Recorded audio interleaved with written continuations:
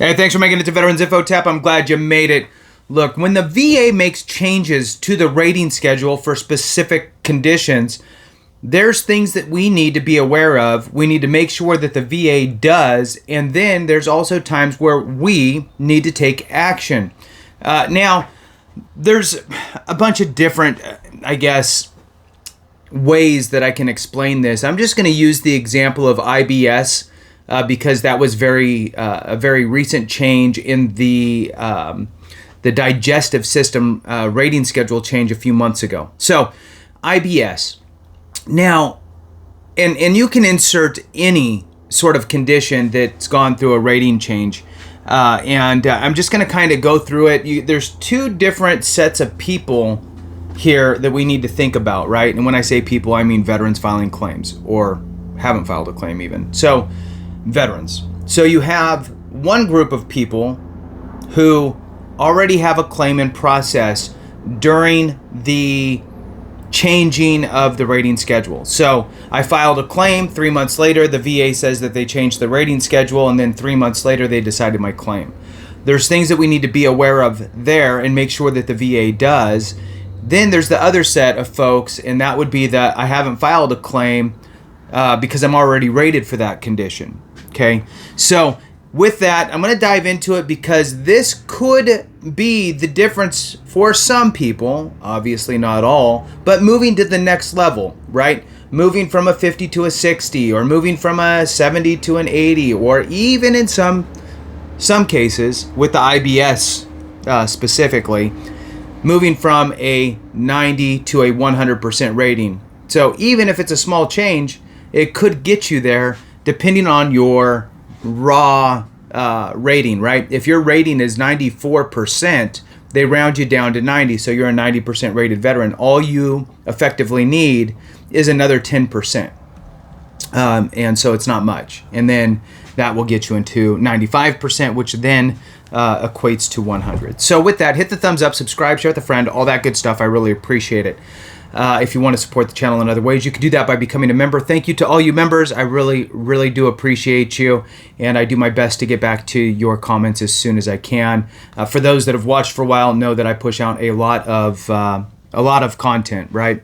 And it's not refurbished content. It's not a snippet from 3 years ago that I'm sharing with you. It's me in that moment every single time. I've never done that. So it's a new recording every single time. So there's a lot to keep after. Anyway, moving on, jumping into this, the IBS specifically there, I'm going to kind of paint the picture a little bit here and read from the VA's website directly, from their news release. So back in March of 2024, they stated that they announced their update to the schedule of ratings specifically pertaining to digestive systems. Now, I covered this, back when, and what they're doing is they're changing the changes add or modify rating criteria for 55 medical conditions in the rating schedule that incorporate medical advancements for treatment, blah, blah, blah. So there's a lot. IBS was one of them. And their portion here on IBS is VA will also adjust the rating criteria for evaluating irritable bowel syndrome, also known as IBS. Previously, we offered 0, 10, and 30% ratings evaluations under this condition. Under the new criteria, you may be entitled to 10, 20, or 30.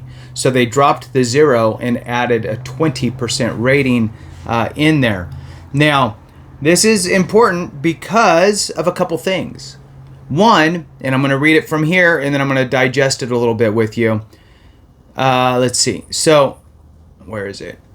So what happens is that if you file your claim, here it is, claims related to these body systems, so again, I'm using IBS, claims to these body systems that were pending on May 19th of 2024 will be considered under both the old and the new rating criteria, and whichever criteria is more favorable to the veteran will be applied. So what are they saying? They're saying that if you have a claim in process prior to May 19th for IBS or any one of these conditions that are have changed within the digestive system's rating schedule. So IBS is my example here. If you had a claim filed, now this thing before May 19th, and now it's going into it's moving down in the claims process, and the new rating criteria comes out. Your specific claim for IBS was alive, we'll call it, during both rating schedules. So the VA is supposed to, do they get it right? Do they get anything right all the time? No, they don't. So you need to inspect what you expect. If you expect one thing from the VA, you need to make sure that thing happened.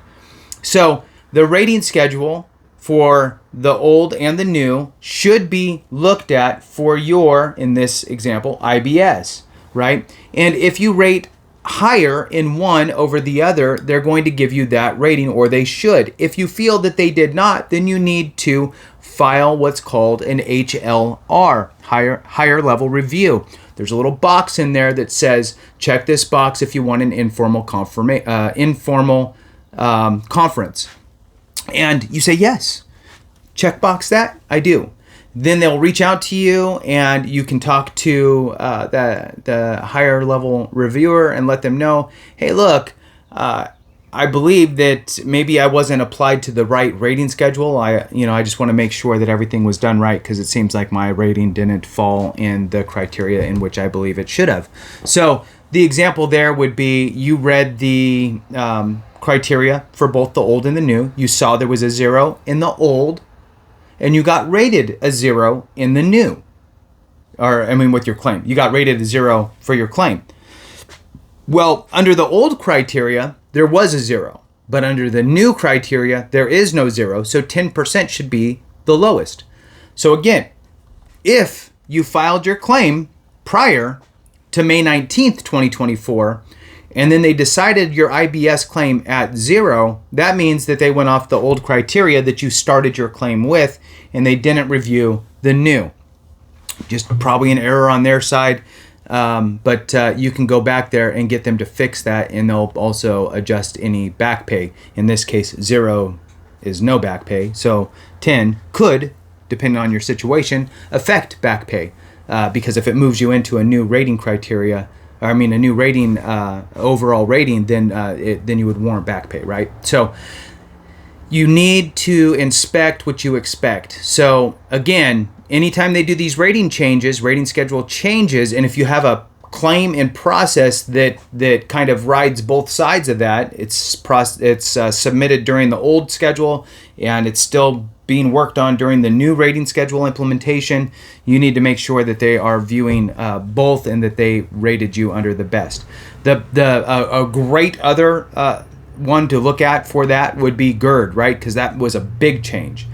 GERD sliding from hiatal hernia criteria to esophageal stricture is detrimental for a lot of individuals out there. So if you rode both rating schedules through that process, then you want to make sure that they applied the correct one for you that would have warranted the higher rating. Now, what happens if you were already rated for IBS, right? You were rated for IBS for 3 years prior to this. Who cares, right? You're moving forward. Well, you need to read the schedule of ratings for the new criteria and see, maybe you now qualify for a 20%, and before you had a 0, right? So remember that the old schedule was 0, 10, and 30.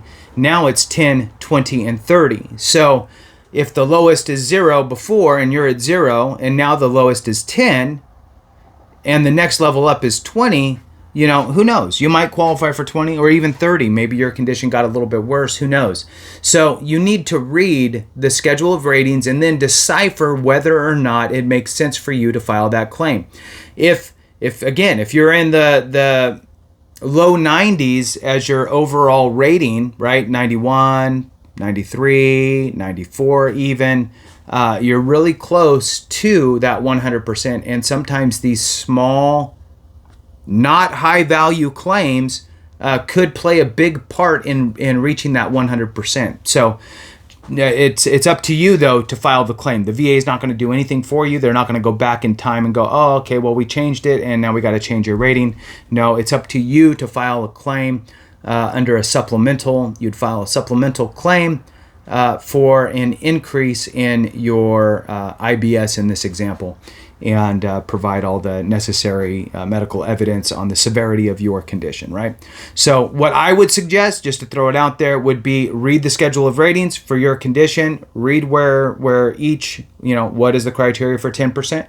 What is it for 20? What is it for 30? In fact, I'll tell you what you're looking at for a 10% veterans who experience abdominal pain at least once a month during the previous 3 months associated with defecation and 2 or more other symptoms, such as change in stool frequency.